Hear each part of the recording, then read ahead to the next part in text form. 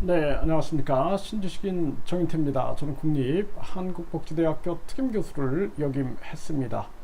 네, 문 전 대통령 사저 시위 논란, 윤 대통령 대통령 집무실 앞에서도 시위한다, 이렇게 발언을 했어요.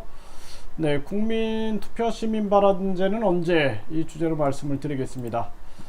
네, 윤 대통령이 대통령 집무실 앞에서도 시위하는 판에, 네, 양산 문 전 대통령 자택 주변 보수단체 집회의 법대로, 이렇게 얘기를 했습니다.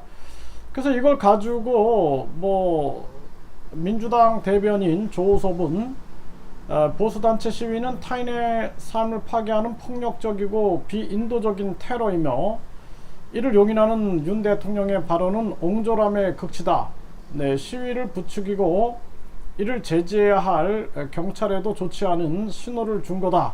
이렇게 얘기를 했습니다. 그래서 이게 이제 계속 논란이 되고 있는 거죠, 논란이. 그런데 저는 이제 다른 각도에서 이렇게 보게 되면은 사실 우리나라 대통령들만큼 불행한 대통령들이 많지 않습니다. 네, 그래서 대통령에서 물러나고 나서 항상 다 불행한 것 같아요. 노무현 대통령도 극단적 선택으로 또 서거를 하셨고, 네, 뿐만 아니라 문재인 대통령도 이렇게 고통을 받고 있고, 윤석열 대통령은 안 그러겠습니까? 윤석열 대통령도 마찬가지고.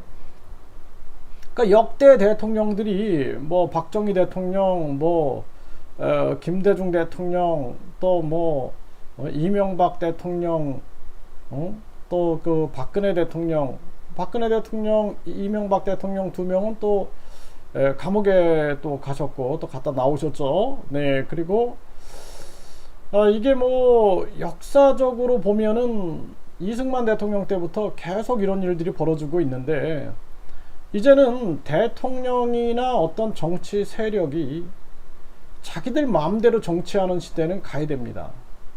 이제는 국민투표 시민 발언제를 통해서 국민들이 정책 결정에 나설 수 있게끔 해줘야 돼요. 그래서 스위스 같은 경우에는 백신 패스다 그러면 그 국민투표에 붙여가지고 국민투표로 결정을 한단 말이죠. 그러니까 정치인들도 정치적 부담이 적은 거죠.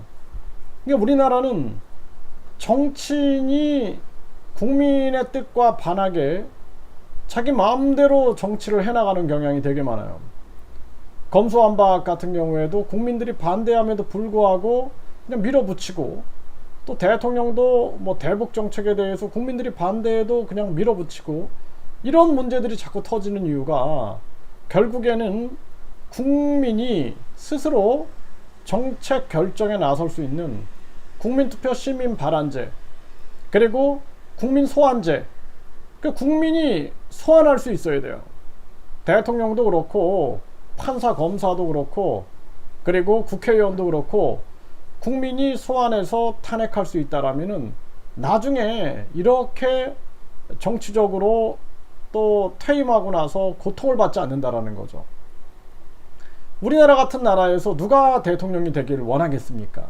그래서 이제는 특정 정치인이 정치하는 시대가 아닌 직접 민주정치 시대, 국민투표 시민 발언제로 가야 한다. 저희들이 국회에 지금 동의청원을 하고 있습니다. 네, 많은 분들이 좀 참여해 주셔가지고 국민투표 시민 발언제에 함께 움직여 나갔으면 좋겠다, 이렇게 말씀을 드립니다.